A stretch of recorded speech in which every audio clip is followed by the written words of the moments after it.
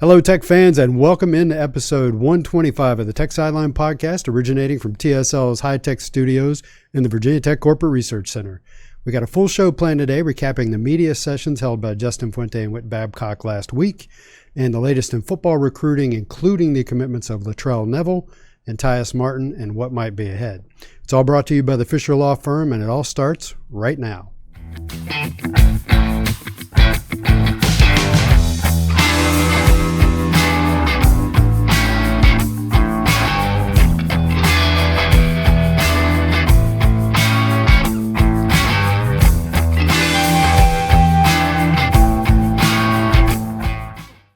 Like I said, it's episode 125 of the TSL Podcast. I am not Evan Hughes. I'll tell you who I am here in a minute.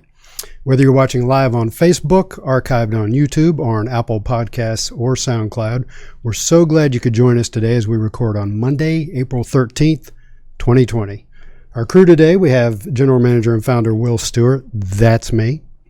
Managing Editor Chris Coleman. That's him over there. And the best producer in the land, as we call him, Malcolm Stewart. Yes, he is related. And Malcolm is taking your questions on Facebook Live, so if you got questions or comments, drop them there. We've been a little short on questions, so I'm counting on you to step up for us. So we got a lot to talk about today. Justin Fuente and Whit Babcock held back-to-back Zoom sessions with the media last Tuesday. Does that sound right? Tuesday, Wednesday, Monday or Tuesday. Yeah. It was early in the week, and so I think Whit met with 11:30 with about 25 members of the media on Zoom, and then Fuente followed at noon, and they both went for about half hour. I thought Fuente might go longer than that, but he wound up being a half hour too. So let's see. Fuente talked about what the team's doing now and how the coronavirus situation is affecting things, and of course, Whit addressed all sorts of questions, not just about football, but about the financial situation in the athletic department and where things are going in collegiate athletics as a whole. So when I first sat down to plan out this show, I did this intro, which I just read. I'm not Evan. Evan can do this stuff off the top of his head. He's really good. And I got a little bit into it, and I was like, man, this is boring. I'm just ticking off topics here. So I thought what we do instead, Chris, is I've got the full transcript of Whit and Fuente's sessions with the media. And those were transcribed for us by Jake Lyman and Corey Van Dyke. Really appreciate you guys doing that. And so I just printed it out, 5 pages in small type, highlighted some things, and I thought we could just wing it and have at it. So let's start with Whit. The first thing I highlighted is he said that they have 575 student athletes in the athletic department, and approximately 180 of them are in Blacksburg. All but a handful are in off-campus housing, taking classes online, which makes me wonder what the other handful are doing, since I think the dorms have been shut down. But shut down except for those who are like international students who did not go anywhere for spring break. Right. So think about, like, I was going through Virginia Tech's tennis roster, and at least half probably of Virginia Tech's tennis players are from overseas. Yeah. Anywhere from England to Australia. That makes up most of Virginia Tech's tennis teams. So they're here, I'm sure. Yeah. So they've got to have some place to stay. Yeah, I wonder how they're getting them fed and all that. So he said that they brought the student athletes in, and I don't think they tested them per se, but they did put them in a 14-day quarantine. Yeah. So the next thing he addressed was they talked about how they've granted all spring athletes whose seasons were cut short, they've granted them all the option to be on scholarship next year. The NCAA has. The NCAA has, yes. Right. So the NCAA is leaving it up to the individual schools how to pay for that. And Whit put a number on it. He said in the case of Virginia Tech, the additional scholarship bill, if all of those seniors came back next year and had the aid that they're getting right now, that the additional scholarship bill would be $668,000. He added that the normal scholarship bill is about $16 million, and we know that from following the Drive for 25 and Hokie Scholarship Fund and all that. So it's not a huge nut, but it's also not insignificant. It's not insignificant when you consider what just happened with the NCAA tournament not getting played.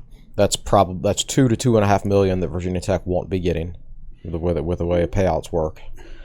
And then you look at this coming season or academic year and say, even if that season gets played on time, they're not going to make as much revenue. Yeah. Not as many people are going to come. Some people are going to not buy season tickets at the end of the deadline because they're afraid there's not going to be a season. So they're not going to make as much revenue next year, is my opinion. So, yeah, and of course they've extended the season ticket purchases and Hokie Scholarship Fund donations out to April 30th. So you've got an added expense coupled with a downturn in revenue. Yeah. Some schools we've already seen make decisions. Wisconsin has told their seniors, thank you for your efforts over the years, but we can't have you back next year. Really? Wisconsin said that? Yeah, that was last week.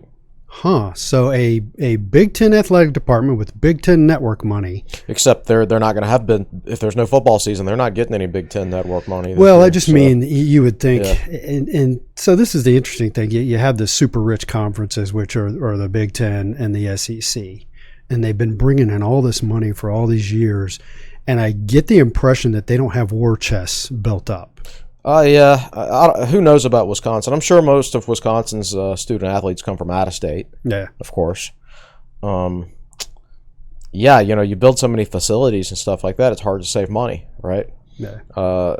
People see huge revenues and assume these schools are sitting on wads of money. That's not necessarily true because they spend so much money. Yeah. So yeah, Wisconsin did that last week. I forget. I think that was after Babcock's interview.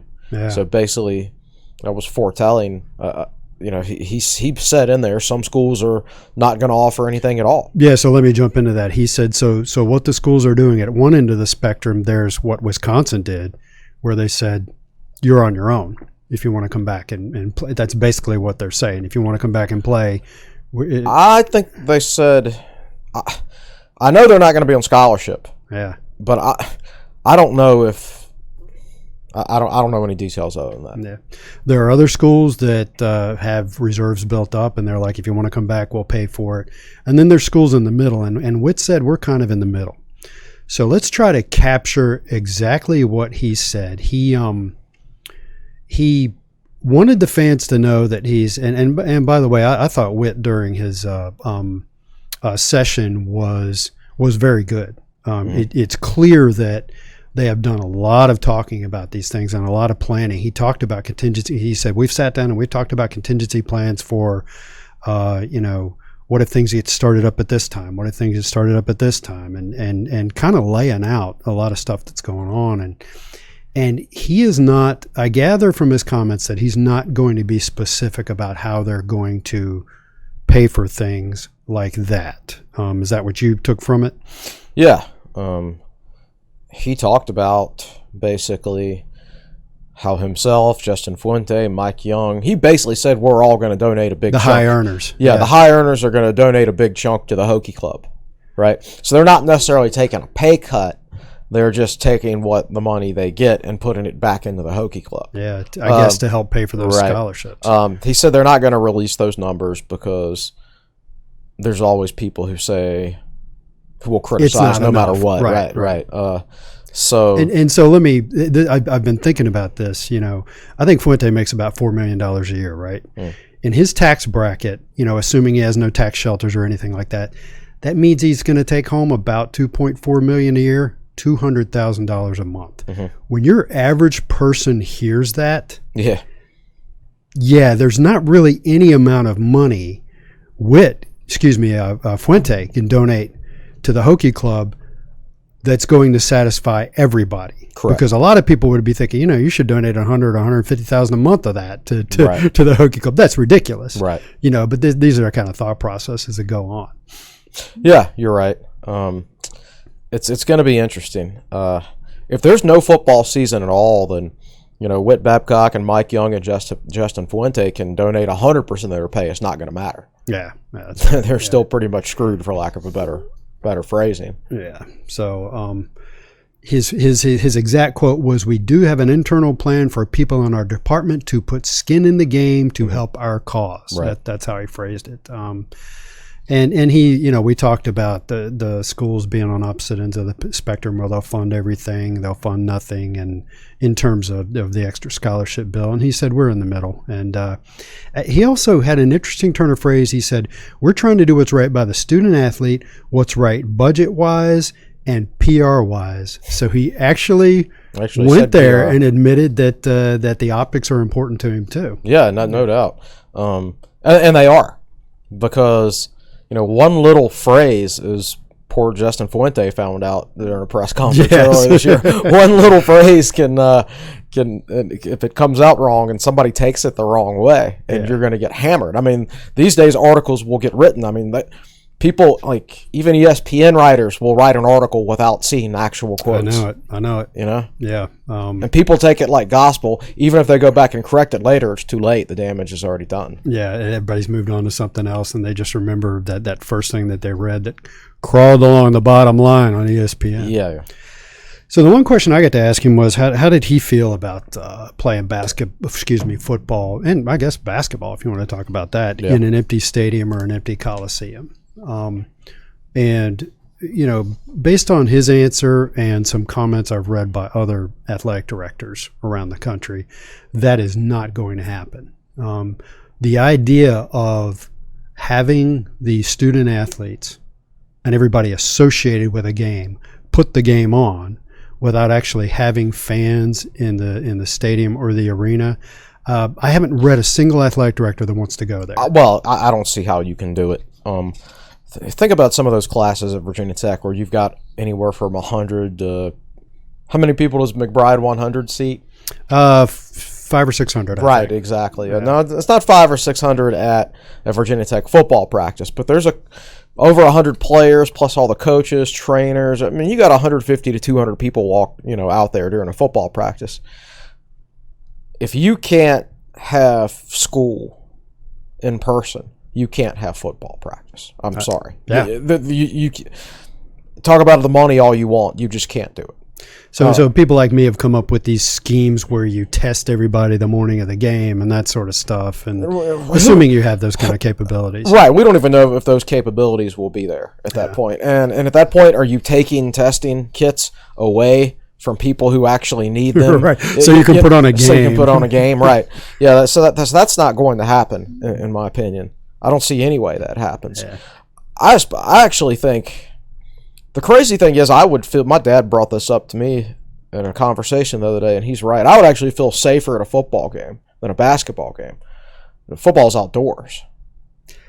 Basketball, that coliseum is small and it's old, and trying to fight through those crowded what do you call them? Concourses. Yeah. At the end of a game, when everybody's leaving at the same time, it's in the winter. It gets hot in there. Yeah. That feels like that more dangerous than a football game to me. Interesting. Yeah. It's the bottom line is the ADs just aren't going to go there. Right. Yeah. So that's not something that's going to happen. So moving on, they asked him about, on the season ticket purchases by the fans and Hokie Club donations, how's that going? And again, he didn't put a number on it. He said, let's see. He said, what I've heard from other ACC schools and their ticket sales is, like us, they've been pleasantly surprised that it's been as good as it is, but not as good as it normally would be. Right.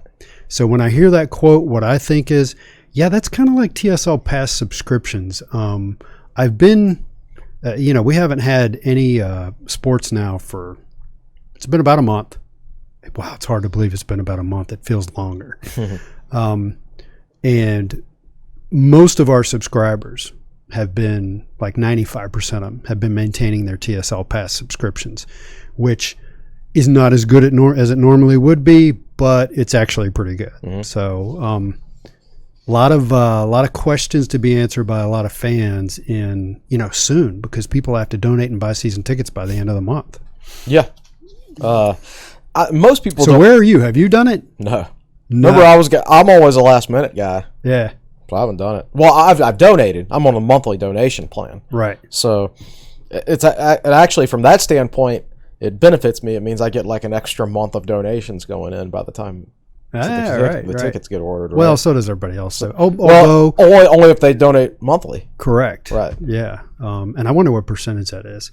So, in case you're ever wondering out there, there's something like 80% of TSL Pass subscribers are annuals, and the other 20% go monthly.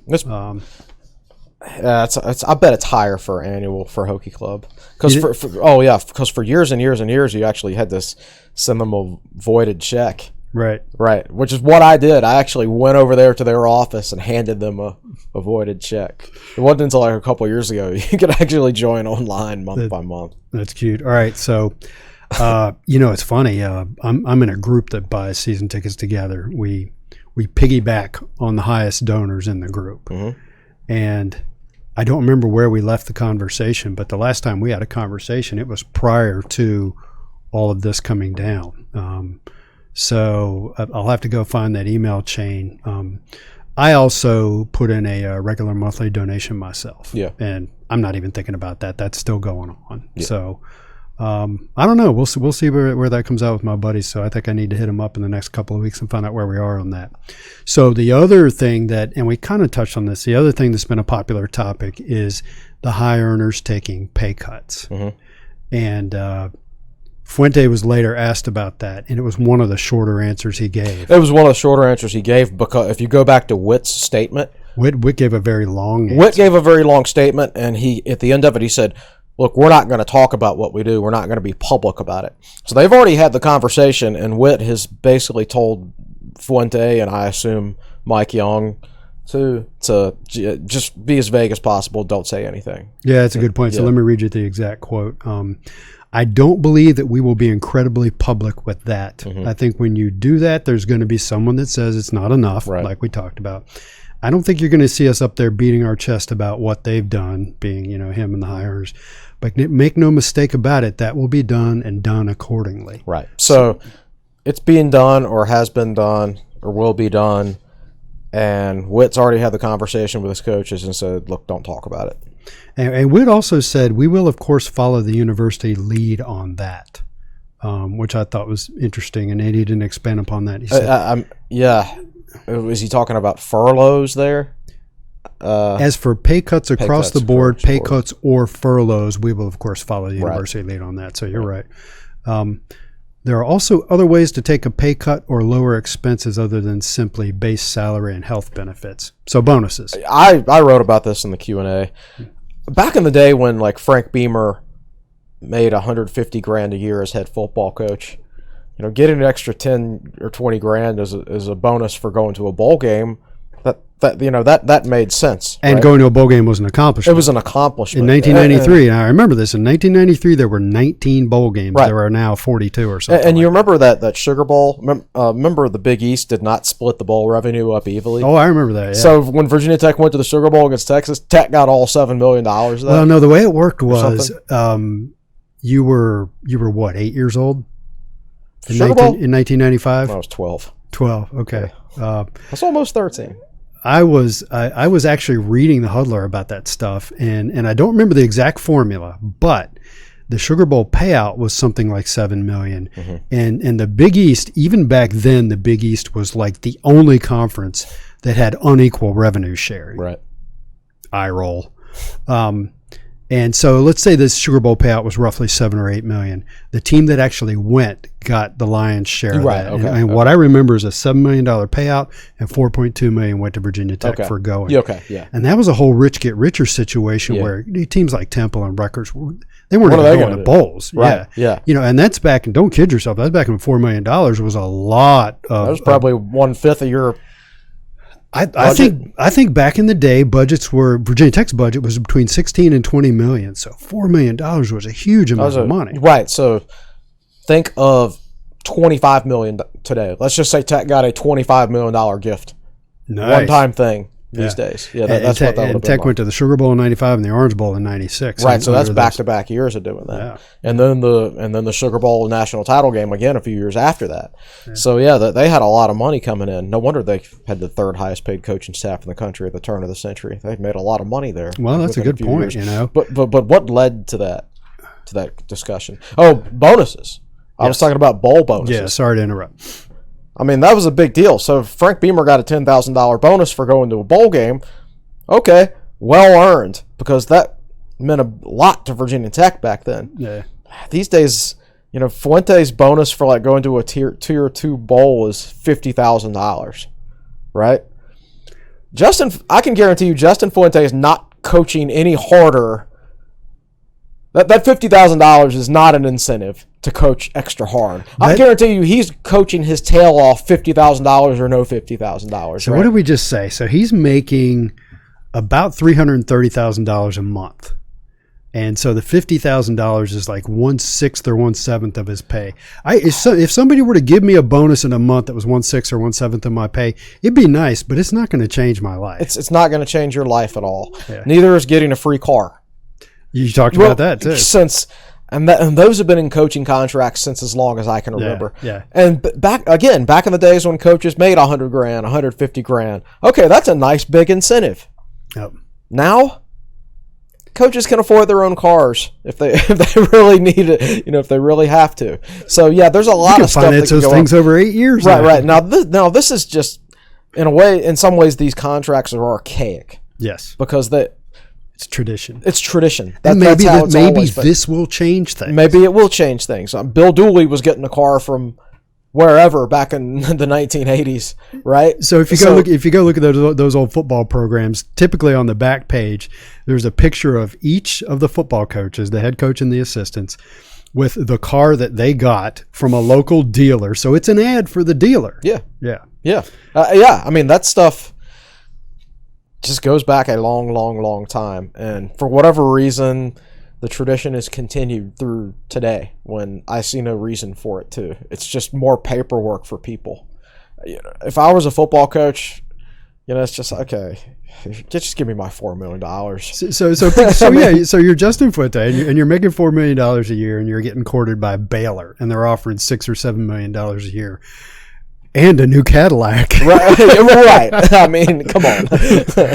Oh, wow, that's a real. What do I get a hat with that? Do I get a cowboy hat? Yeah. Oh man. All right. So then something that also came out during Whit's session, which was interesting, and I agree with this. I think this is the way to go. Is that to some extent they are phasing out the lunch pail.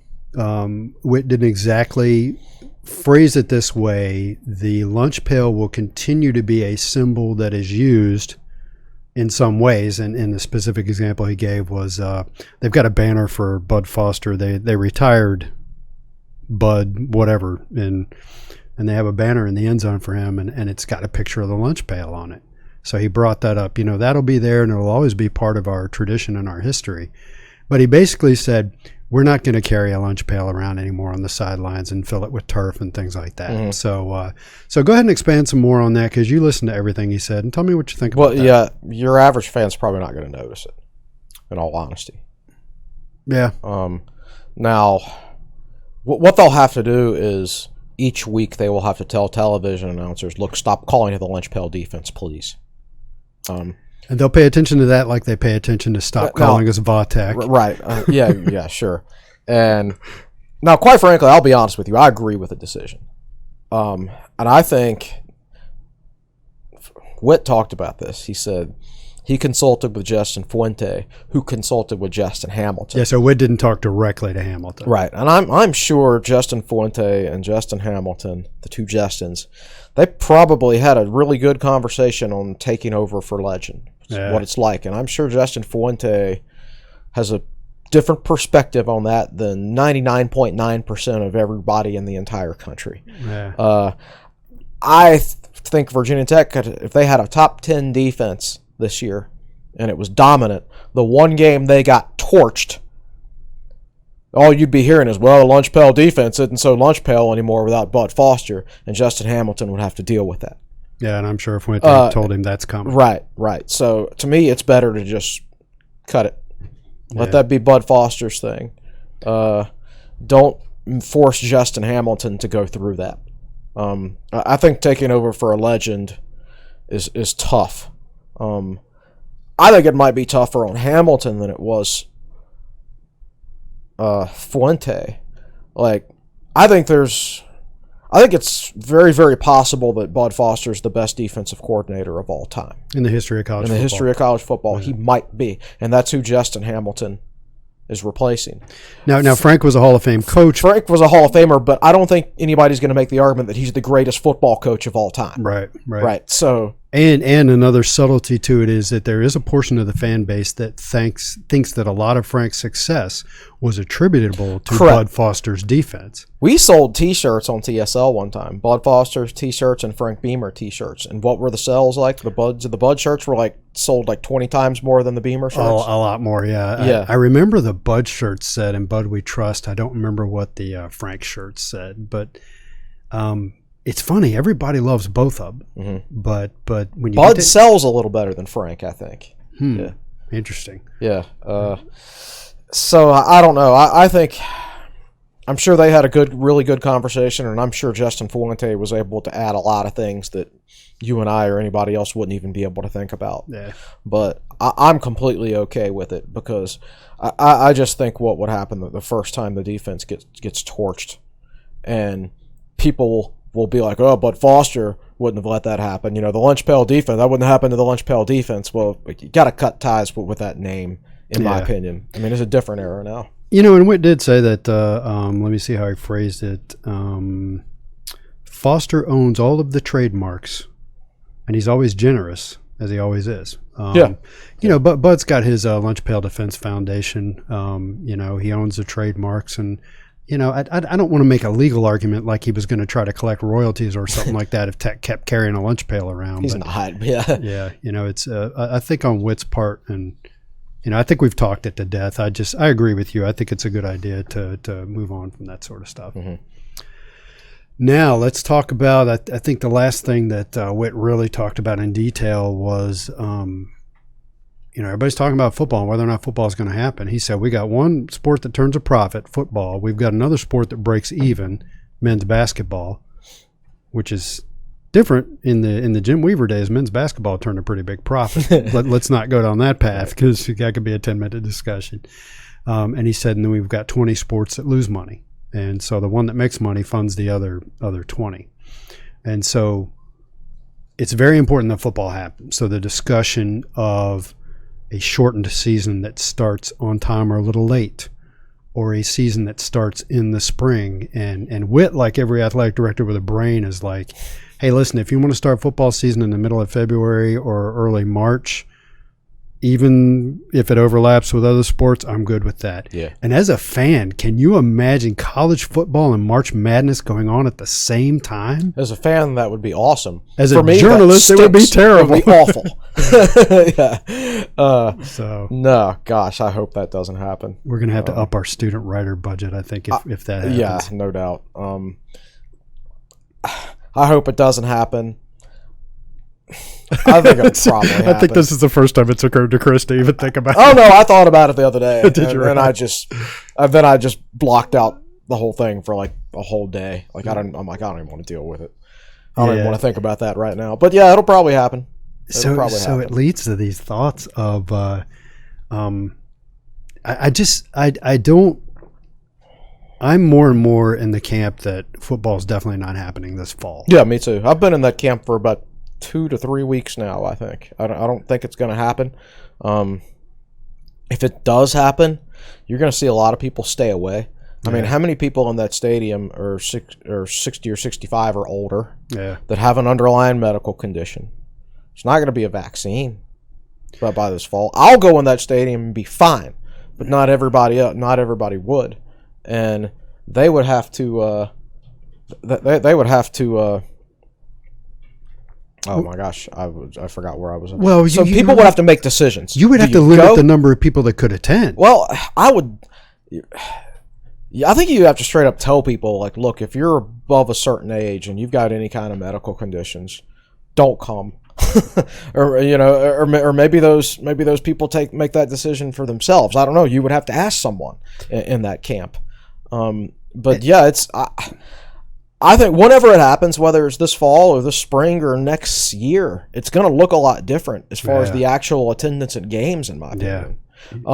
Because of what I just talked about. But other people are going to be like, you know what? I had a year without going to football games, and guess what? I survived. I'm just not going to do it anymore. And so a couple of thoughts come to mind while you're talking. Number one, it's going to change the world, and it's going to change the business of Tech Sideline, because they're going to be people who go a year without coming to our message boards or having a subscription, and they're going to decide they can live without it. Mm-hmm. And the other thing I was thinking was, and you and I talked about this in the office the other day, the question is, who's in charge? Typically, the question is follow the money, but the question here is who's in charge. Mm-hmm. And the NCAA is not in charge of this. No. The individual schools are not in charge of this. The money is not in charge of this. Money drives college football, except for in situations like this. The politicians are in charge of this. If Governor Northam says, I think Virginia's basically on lockdown or whatever you want to call it till June 10th, what if he extends that through the end of December? I'm not saying that's going to happen. Don't at me, bro. Mm-hmm. But what if he extends it through the end of December? It doesn't matter what the NCAA, the ACC, and Virginia Tech want to do. Football's not happening. What if some borders are open and others aren't? All right. The University of Miami school president is the former director of health for Mexico, like the country Mexico. This guy's got a much different perspective on this than any of us, right? So what if he's like, man, you know what? I think we're probably okay down here, but they've had the numbers in Virginia don't look good right now, so I don't think I'll let my team go to Blacksburg this week and then fly back. Guys like that will be the last domino to fall. Right. Yeah. You know, all it takes is one or two to say we're not playing, and then it all falls down. Yeah. Like the ACC tournament was happening in basketball, right? Everybody else was stopping the tournament except the ACC. We're playing on. They sent out an email. They put the graphic up there. We're playing. And then Duke says, no, we're not. That was the end of that. Yes, sir. Yes, Duke. We're if whatever you say. So, yeah. I mean, Duke's not going to play. Duke, I can tell you right now, Duke's not going to play football this fall. Yeah. They just haven't told anybody yet. Yeah. They've canceled their Hall of Fame banquet for October already. I mean, you're talking about 100 people or so. There's what you call a leading indicator. Right. Yep. Yeah. All right, so that kind of wraps up the Whit discussion. So let's take Malcolm, you ready to take a little Fisher Law Firm break? Put up your elevator music and your Fisher Law Firm logo.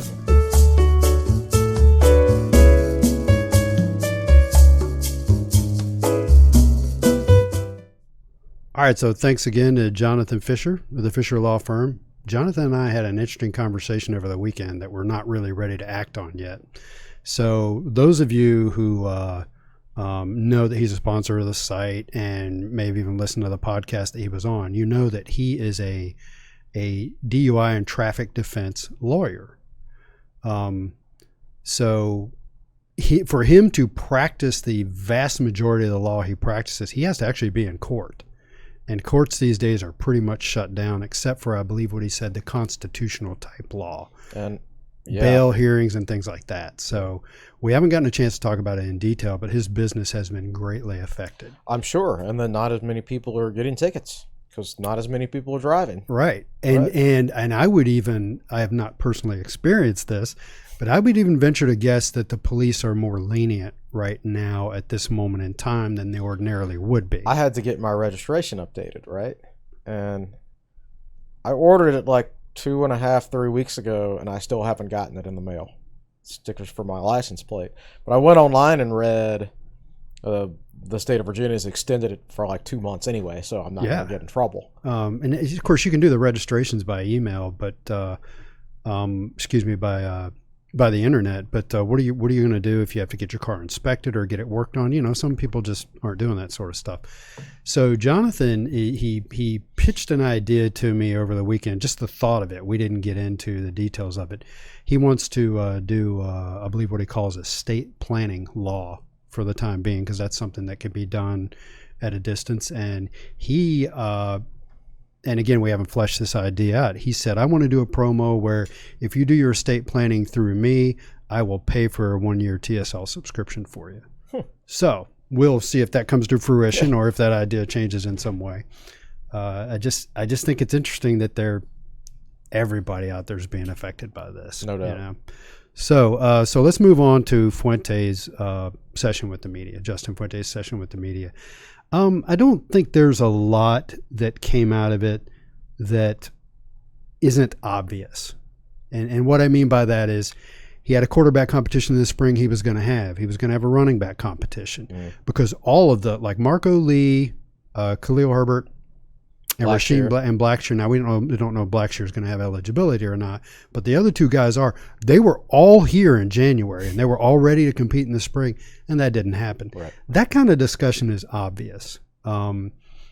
Something that's a little more subtle is the first thing he thought about, he said the first thing he thought about was his defense. He's got new defensive coordinator, 2 new defensive line coaches, linebackers coach is new, corners coach is new. Well, basically everybody's new. Everybody but Hamilton, right? Everybody but Hamilton. Yeah. And who's in a new role? And he said, and it's kind of obvious to think about scheme. You know, if you want to implement a new scheme, you got to put it in the spring. But the other thing he said that's not so obvious is you hired a bunch of new coaches in December, January, and they haven't gotten to work with the players yet. Yeah, you know, I mean, one of the big deals about Bill Tierlink, and correct me if I'm wrong, is that he has techniques and really schemes that are unique to bring pressure on a quarterback. He really schemes up offenses and creates a lot of pressures and sacks just through his scheming. That's the reputation he had in the NFL. How much of that you can put on college players, I don't know. From a mental standpoint, I really don't know. But yes, that's Tierlink's thing. So ideally, yes, you have spring practice to install quite a bit of that stuff. And now Virginia Tech will not. And Darryl Tapp played the position in the NFL. And, you know, he and Tierlink are replacing Charlie Wiles, who, you know, we have no idea what Tierlink and Tapp are bringing to the table that's new and different and above what Charlie was doing. And they get to do none of it hands-on. You know, you can do these virtual meetings and show the players film and stuff like that, but it's the development of players has just stopped. The pure football coaches too, they enjoy spring practice more than the season. Yeah, they love it because you're developing players. Well, yeah, you actually just develop players and coach. I mean, Charlie Wiles, before he landed the NC State job, you know, he told somebody I know, he basically said, you know, the thing I'm going to miss most is no spring practice. It's like I love spring practice. I love working with the players. When you get to the season, you know, you're going 200 miles an hour. You're trying to implement the game plan for the next game, review film for the previous game. Spring is just all about player development, and that's what pure football coach is like. Bill Tierlink, you know, he's been an NFL coach, so he's not a recruiter, right? He's a pure football coach. Tracy Clay's pure football coach. You know, these guys, killing these guys, man. The guys who really love football. Like, some coaches are really good recruiters. There may be recruiters more so than football coaches. Yeah.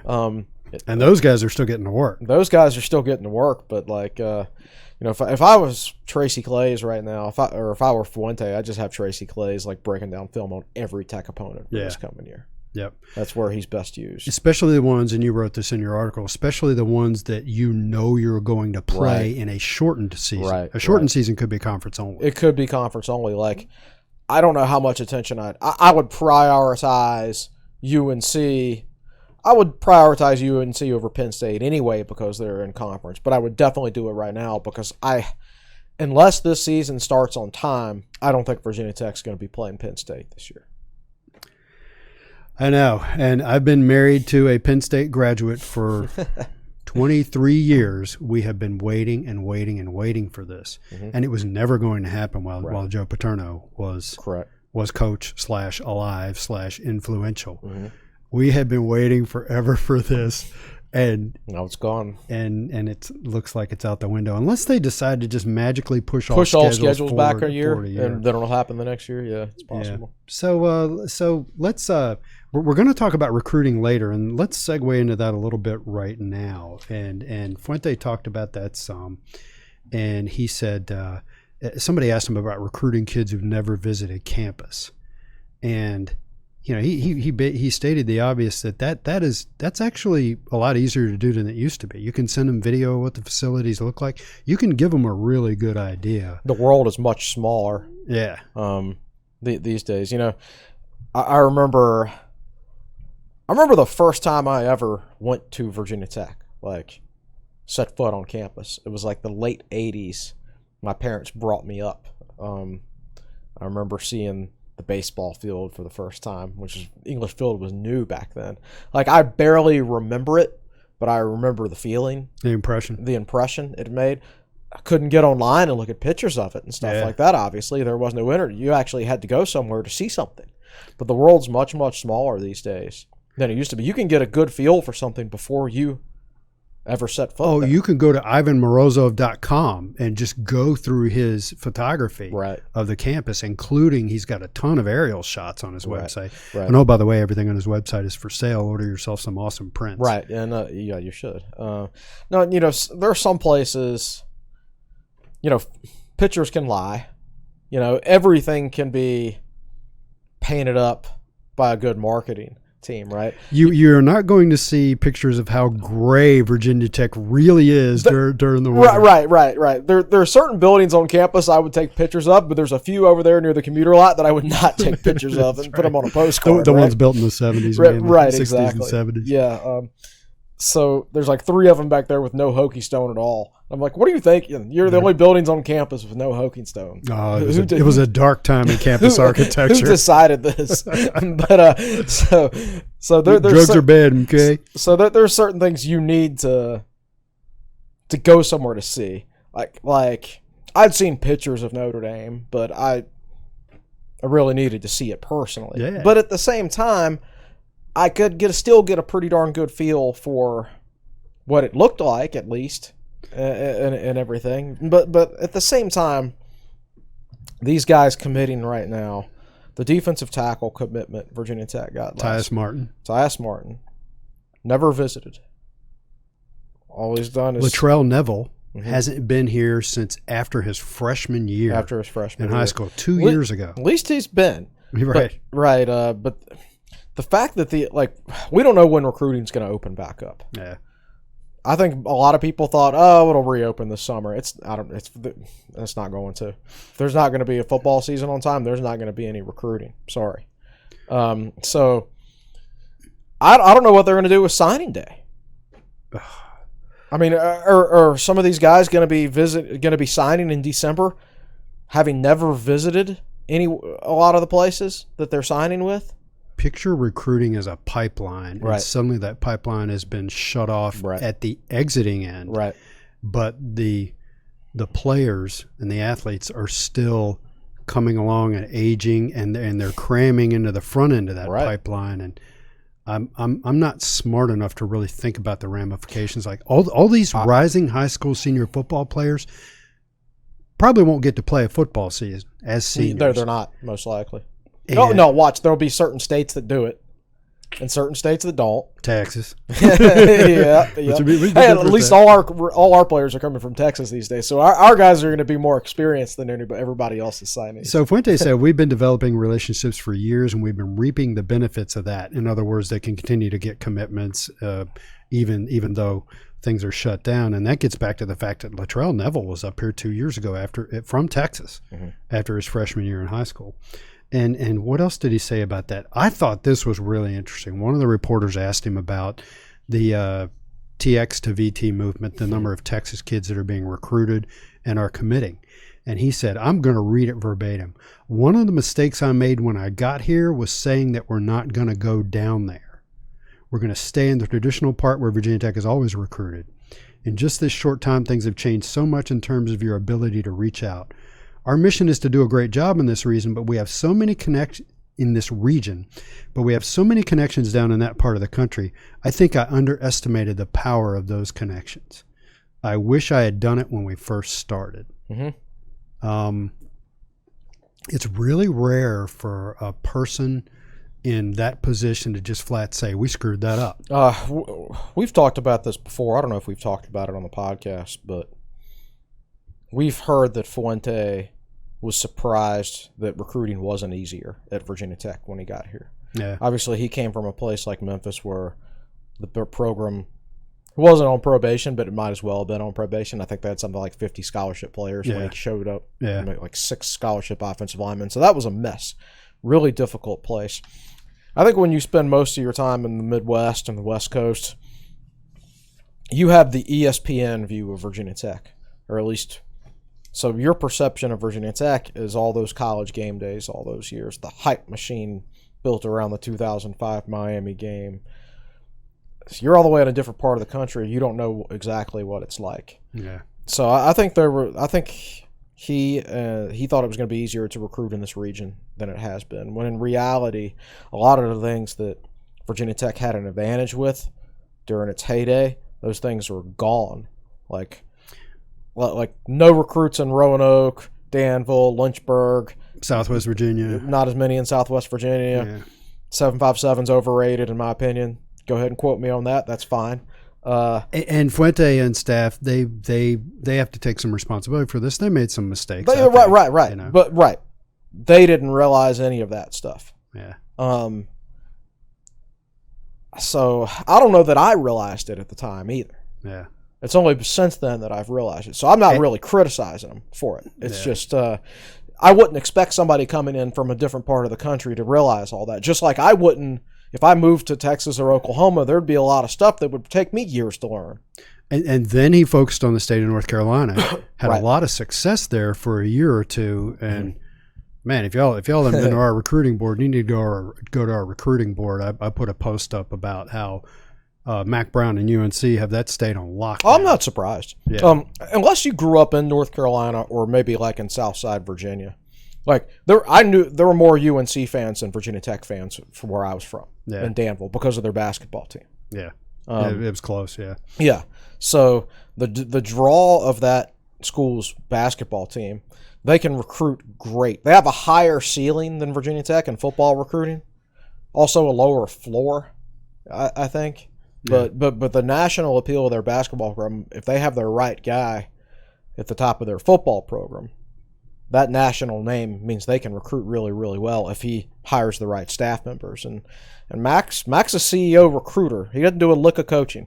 I mean, I sat in the front row behind that game this past year. He had a headset on because you're supposed to, right? But I mean, you might as well use it. You're allowed to. So you just sit there and he claps at his guys when they're running off the field, and that's pretty much it. Yeah. You know?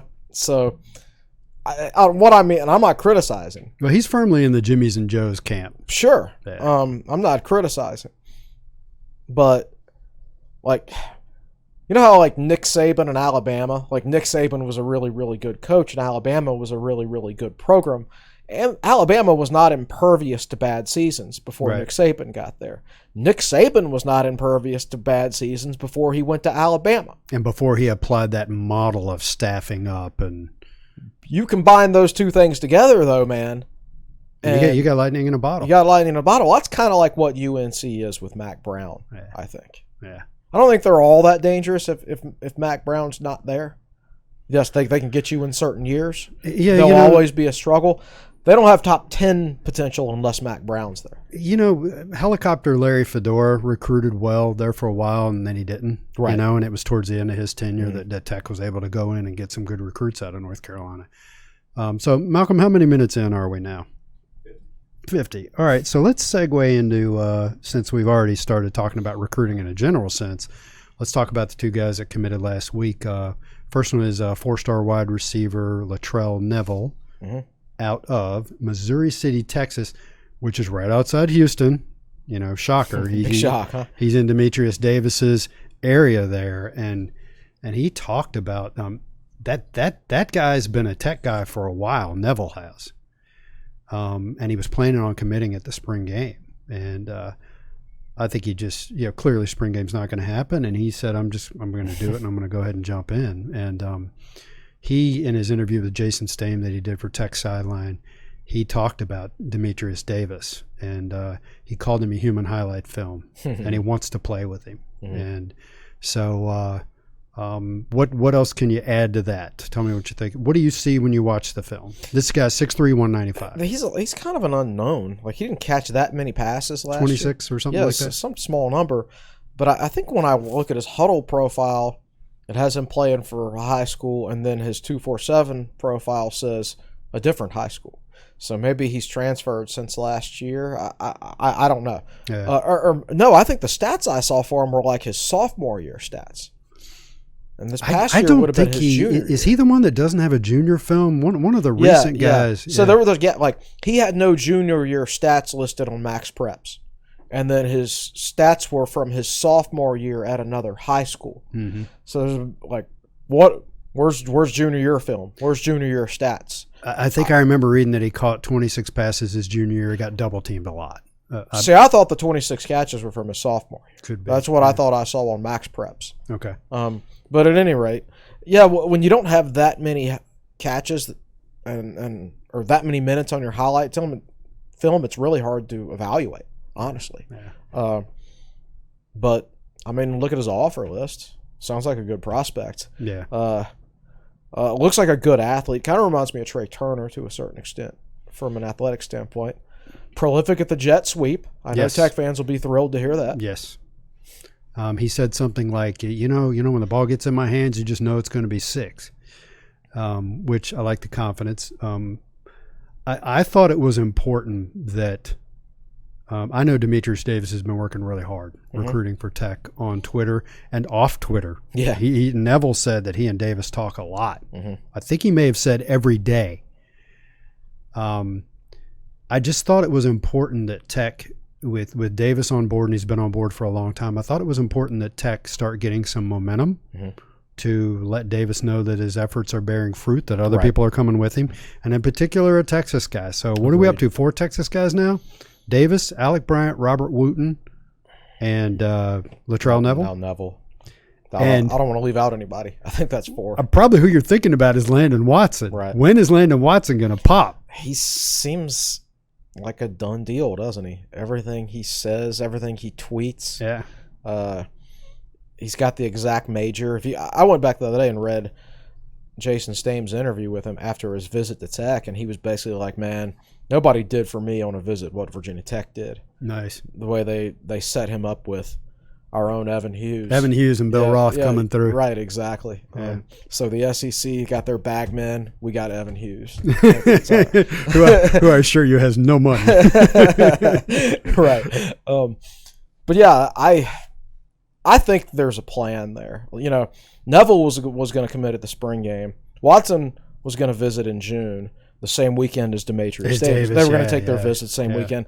And several other guys were going to take their visits that weekend too. So I think that was going to be the weekend. But that's not going to happen now. He's not going to get to take any official visits. He's going to have to commit.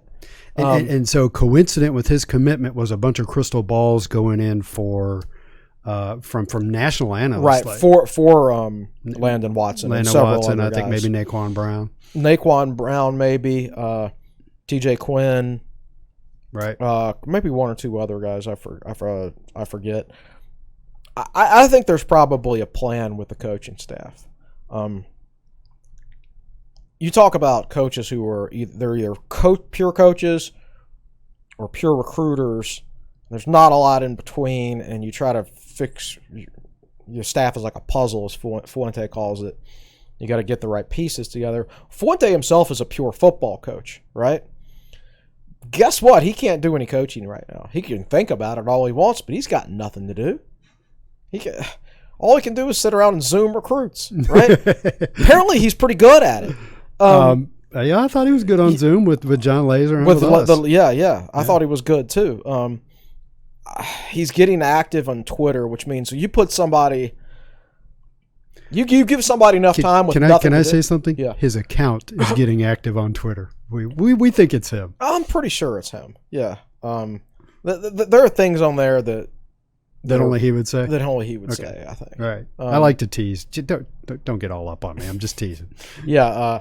So whether it's him or not, I mean, I'm sure it is, but I think when you have a lot of time where you have nothing to do, some people get in trouble, some people, if they're deep thinking people, probably have a lot of self-reflection.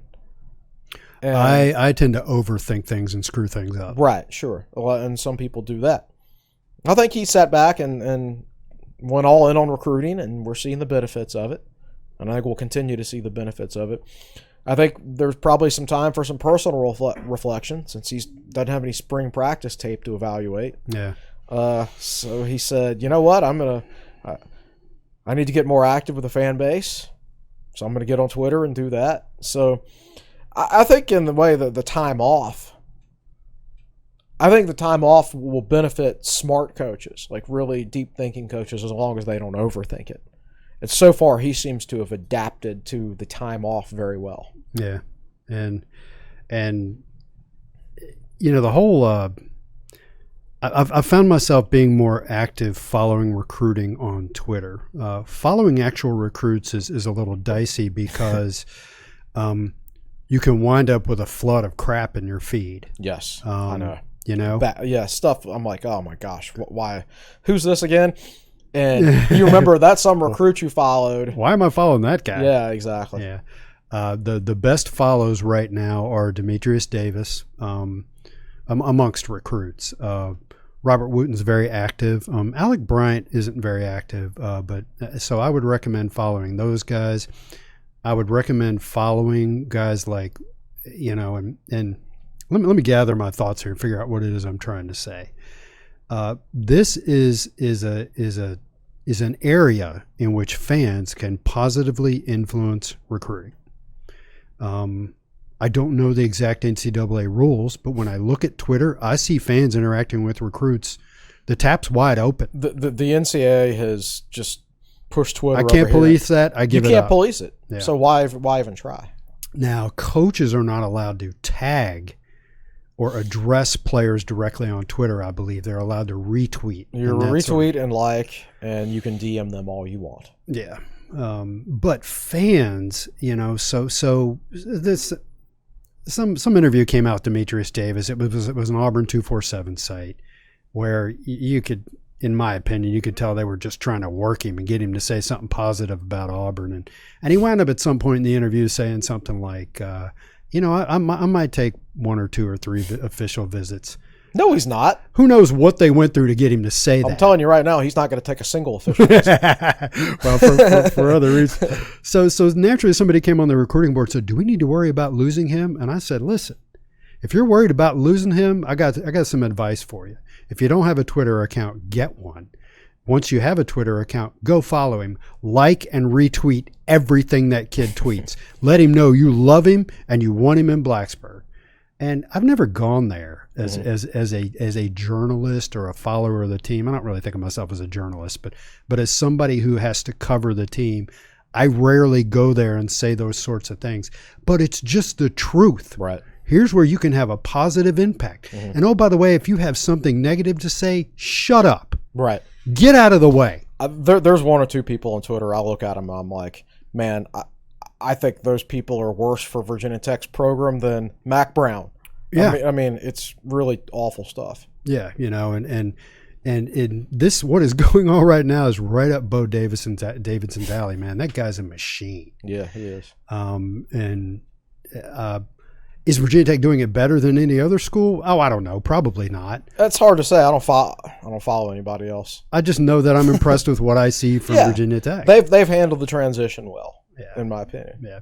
And so what I said about Demetrius Davis really applies to anybody Tech's recruiting that that Virginia Tech is recruiting. Mm-hmm. And they'll say things like, "Can you get me up to 7K followers?" Well, if you're a guy who doesn't want to really follow recruits on Twitter, go follow them and then mute them if you don't want them. Right. Yeah, just you can mute them. Yeah, you can pile up 25, 30, 40,000. I'd like to see my mute list at this point. I bet it's pretty big. Yeah, I bet I have more Tech fans on it than I do recruits. No doubt.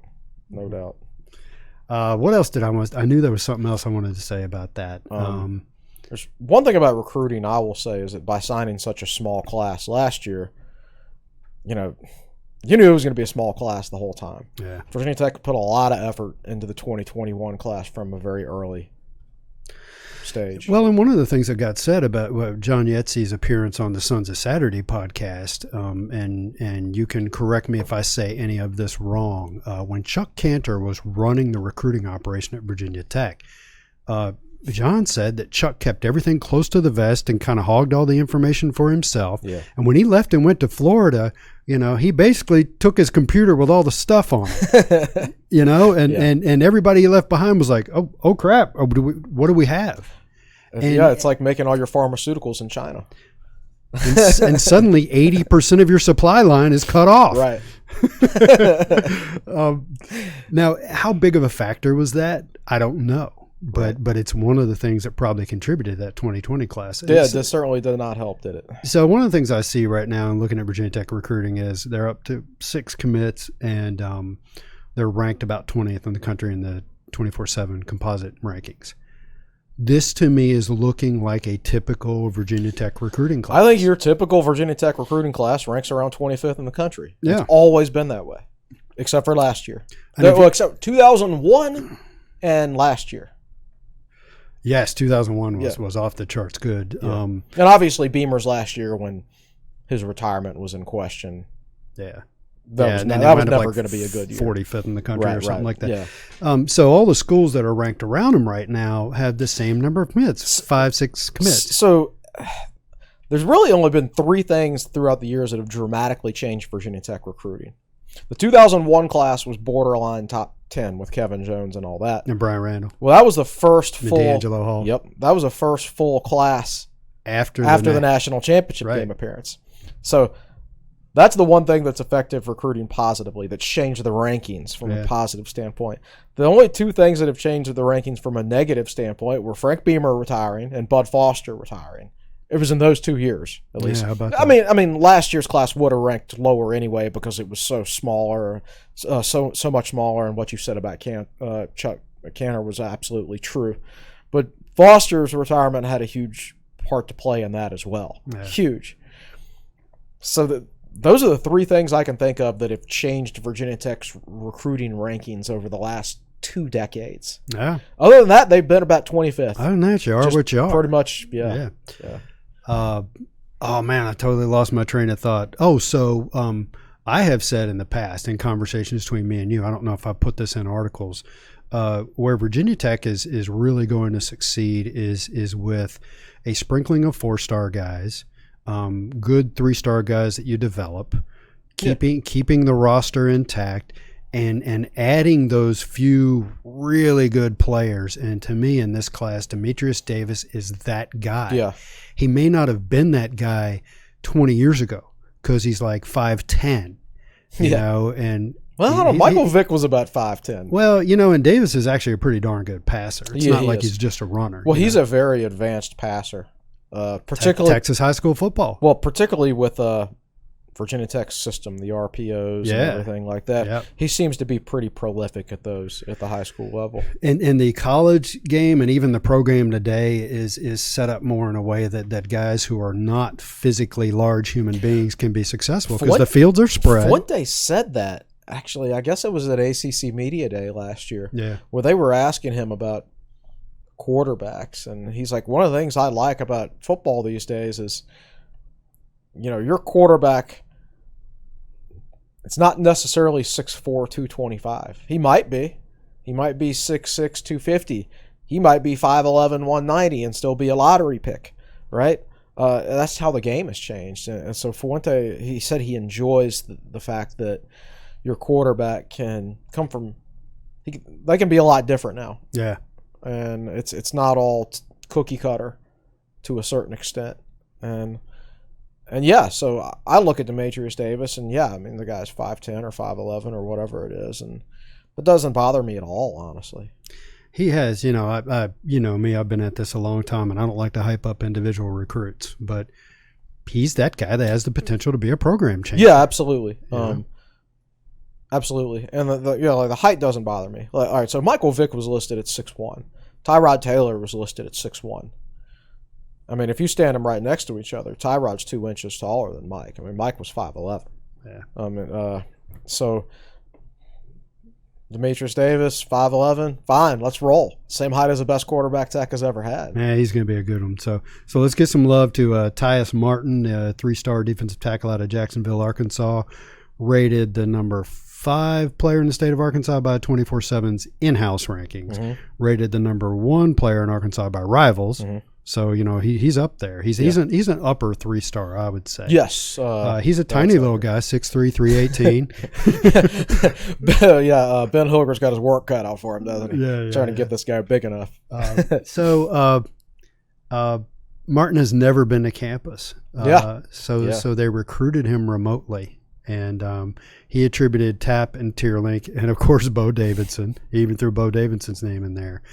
But what caught my and this gets back to the Twitter thing. What caught my eye when I read Jason Stame's interview with him was he said something about committing even though he'd never been there, and he said that was a big decision. It's 11 hours from where I live, and getting back to the Twitter thing. Here's a kid who's that's a big step. That's a long way away from home, and instead of making this decision in a vacuum, he can make it. And then on Twitter, he said something like, sometimes you just got to be different. Glad to be a Hokie. And he gets a huge number of retweets and likes and things like that. So it helps reinforce his decision to commit that far away from home. Yeah. You give the guy some love and he feels better about it in case. Doesn't sound like he was having second thoughts to me. He was really swung by Tierlink and Tap. Yeah. But I thought that was a great thing that the fans could do. And we were talking to a kid who's only got about 1,500 Twitter followers. And that tweet got almost that many likes. Right.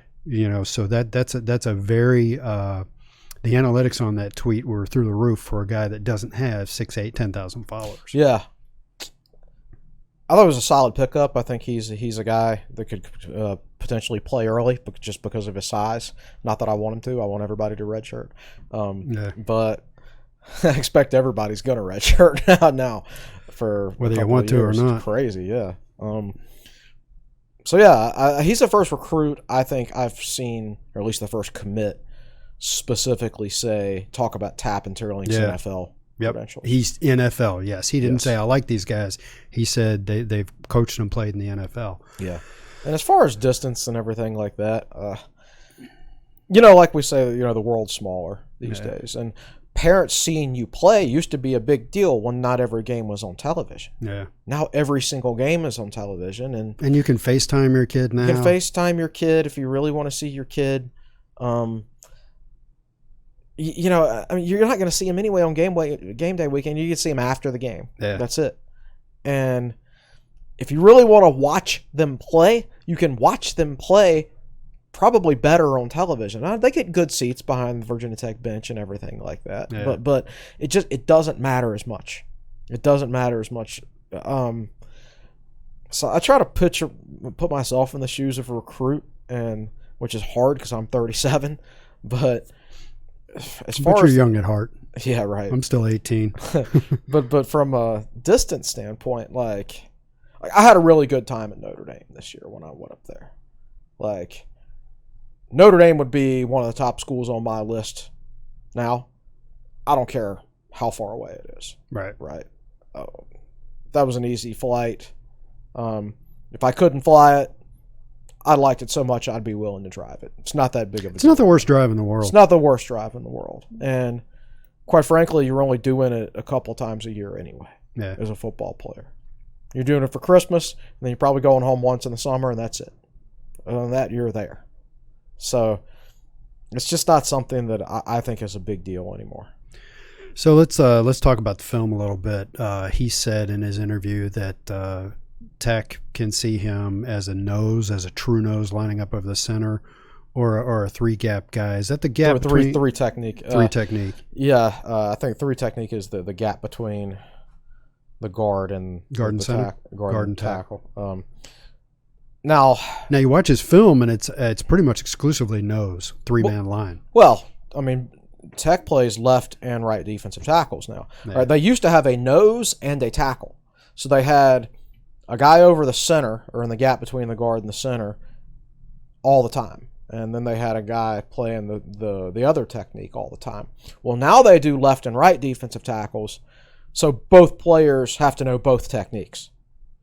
Because before it was basically a strong side, weak side thing, but now it's left side, so you got to know both these days. In the past, players just had to know one. Yeah. Like Carlton Powell would have only had to know one of those, I think. Yeah. It's been so long, it's hard to remember. So, yeah, I don't know what Justin Hamilton's going to do. If Justin Hamilton goes back to something more like the old tech scheme, then he's not going to do left and right defensive tackles anymore. Then it's more likely that he would have one guy focus on that nose and then the other guy focus on the tackle position. In which case he would probably be a nose. And not to mention if you want to go with a three-man line. It helps to have a guy who can play right, nose, play right up on the center. And by three-man line, we don't necessarily mean a 3-4 because these days defensive ends stand up. Sometimes their hands is on the ground. Defenses are so hybrid these days, it's really hard to distinguish some of them. Yeah. All right, so let's see. I did want to toss this out there. For reasons I can't recall, I wandered into 24/7's transfer portal page for Virginia Tech. So let's do an update on that. You already know who's coming in.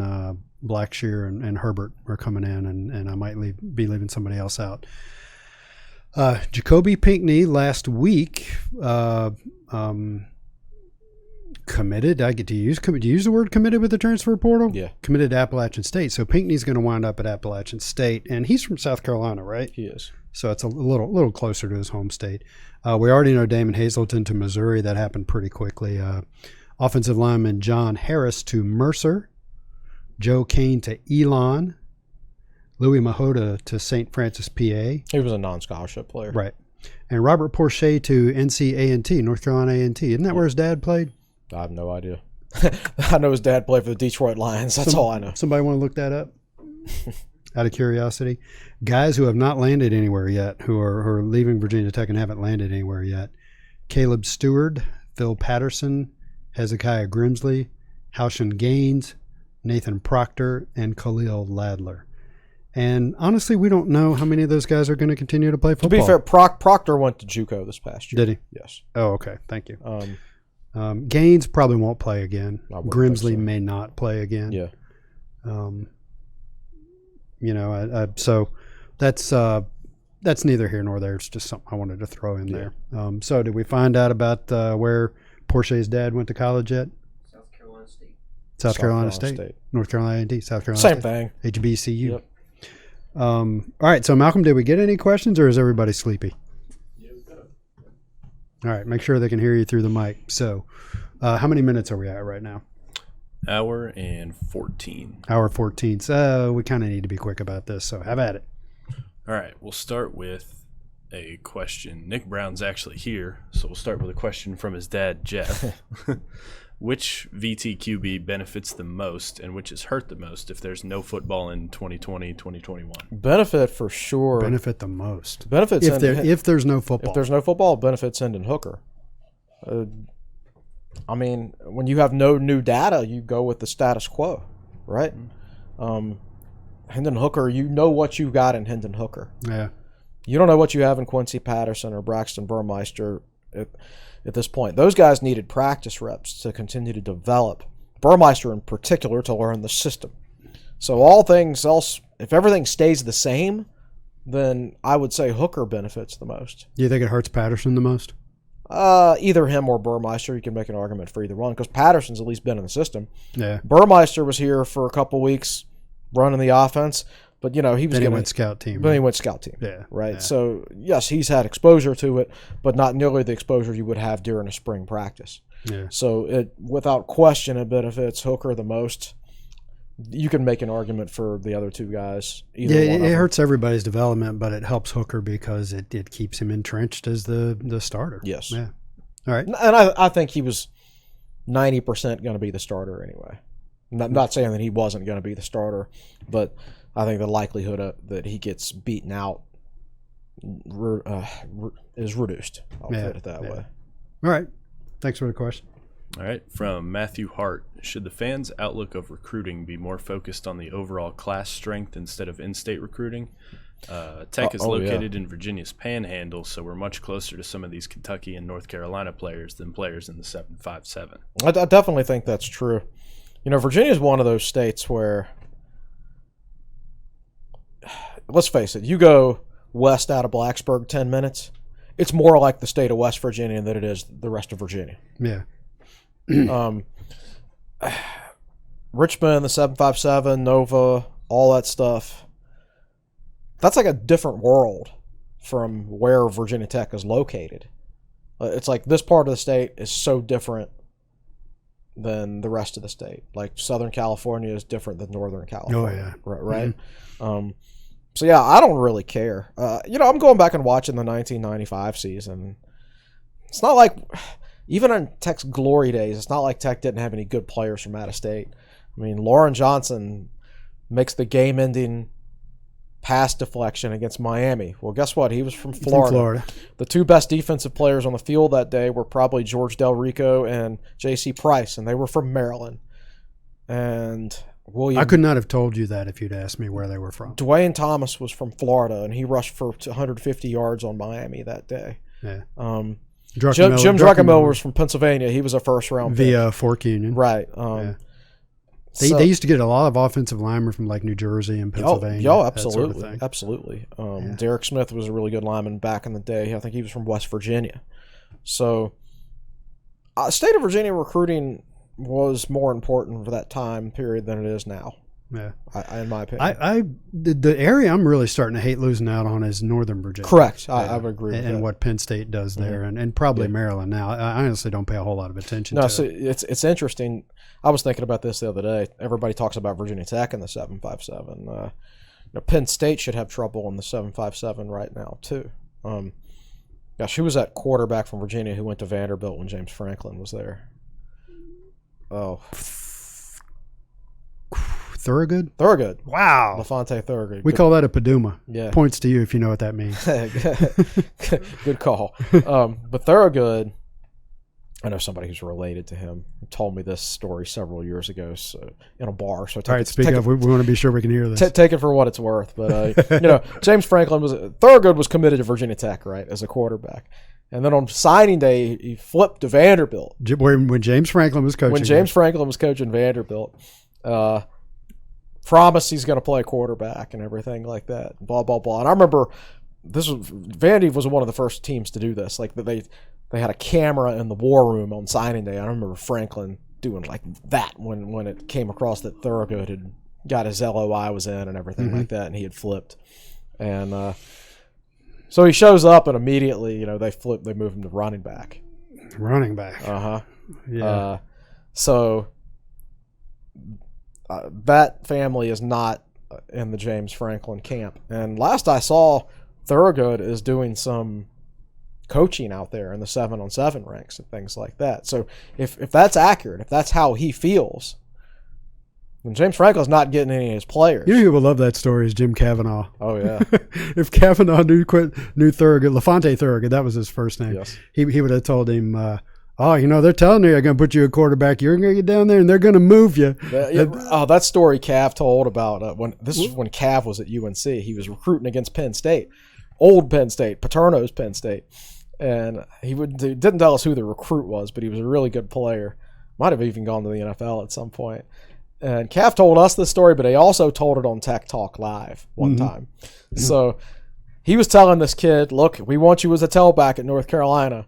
If you go to Penn State, they are going to move you to fullback within your first year. I promise you. That's absolutely what they do to every single player with your size and your build. You will be a fullback. Oh, but Coach Paterno promises. Coach Paterno says there's no way I'm going to move to fullback. That's everything. He's trying to talk to the mom too, and she's like, "Oh, but Coach Paterno has assured me that okay, sure." His grandfather, right. So this guy goes to Penn State, and lo and behold, within a couple of weeks of being in practice, gets moved to fullback.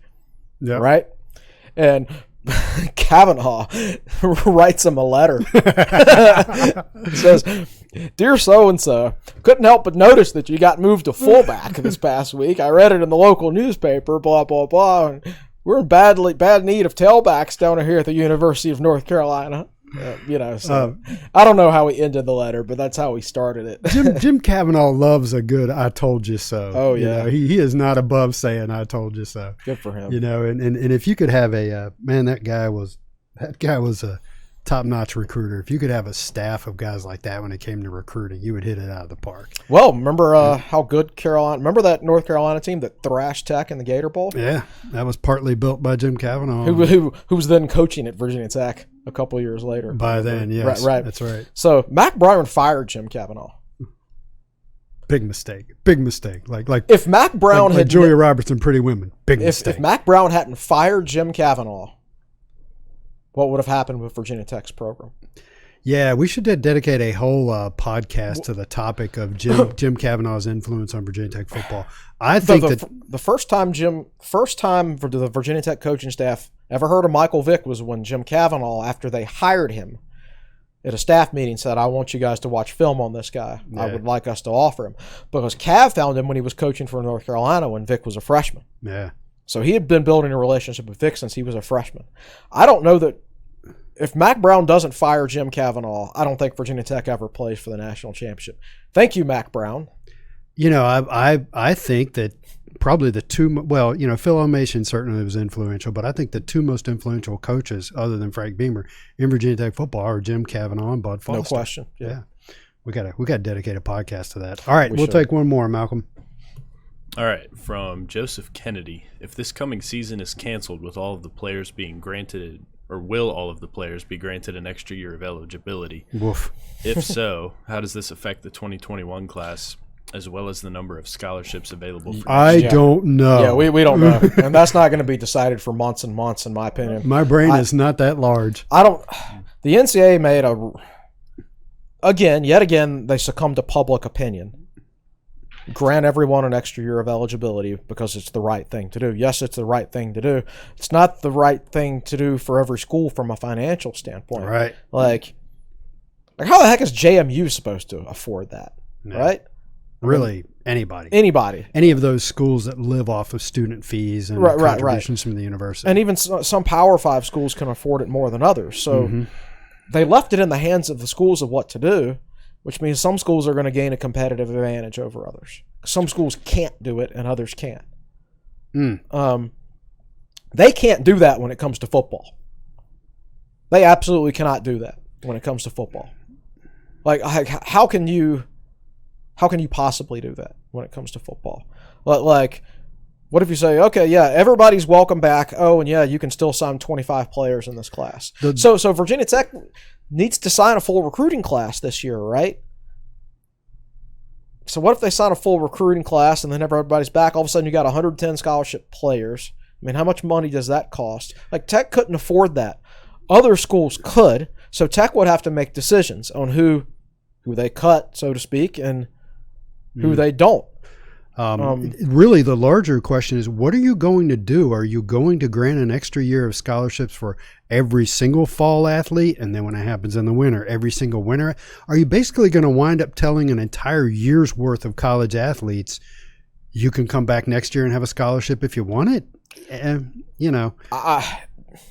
Honestly, man, I think this would be tough luck. I think they needed to make the decision for the spring sport athletes, I guess, because those kids. And you didn't know how things were going to play out. You didn't quite know how things were going to play out, and those kids have to know whether, okay, I have a job offer. Do I need to go accept this job offer? Yeah. Right now, I think I'd accept any job offer that came my way if I'm a student, if I'm a senior. Yeah, good point. Because you don't know what the future holds.